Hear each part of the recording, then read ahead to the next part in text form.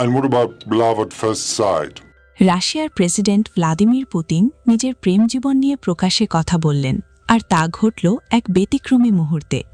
বার্ষিক সংবাদ সম্মেলনে সাংবাদিকদের প্রশ্নোত্তরের সময় হঠাৎই সবার নজর কাড়ে এক তরুণ সাংবাদিকের হাতে থাকা ছোট্ট একটি প্ল্যাকার্ড, যেখানে লেখা ছিল, আমি বিয়ে করতে চাই।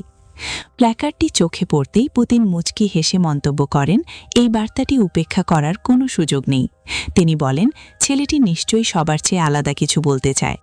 এরপরই কথা বলার সুযোগ করে দেন রুশ প্রেসিডেন্ট। সাংবাদিক কিরিল বাঝানভ তখন মজা করে নয়, একেবারেই সিরিয়াস ভঙ্গিতেই নিজের ভালোবাসার মানুষের কাছে বিয়ের প্রস্তাব দেন। তিনি জানান, তার প্রেমিকা এই মুহূর্তে লাইভ সম্প্রচার দেখছেন। সরাসরি ক্যামেরার দিকে তাকিয়ে তিনি বলেন, ওলেচকা, তুমি কি আমাকে বিয়ে করবে?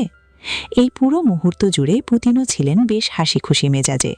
কিরিলের পোশাকের দিকে ইঙ্গিত করে ঠাট্টার ছলেই তিনি বলেন, তুমি তো দেখছি রেজিস্ট্রি অফিসে যাওয়ার জন্য পুরোপুরি প্রস্তুত হয়ে এসেছ।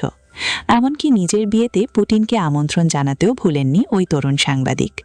সংবাদ সম্মেলনে ইউক্রেন যুদ্ধ, পশ্চিমা দেশগুলোর সঙ্গে রাশিয়ার সম্পর্ক সহ নানা গুরুতর ইস্যুর পাশাপাশি প্রেম ও ভালোবাসা নিয়েও খোলামেলা আলোচনা হয়। উপস্থাপক জানতে চান, পুতিন কি প্রথম দেখাতেই প্রেমে পড়ার বিষয়ে বিশ্বাস করেন? উত্তরে তিনি ইতিবাচক সাড়া দেন।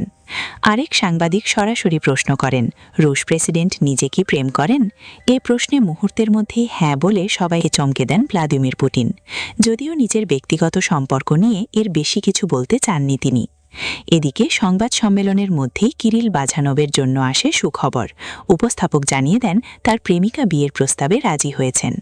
আনন্দে ভরে ওঠে পুরো হলরুম, আর বিশ্ব রাজনীতির কঠিন আলোচনার মাঝেই জন্ম নেয় এক মানবিক হাস্যোজ্জ্বল মুহূর্ত।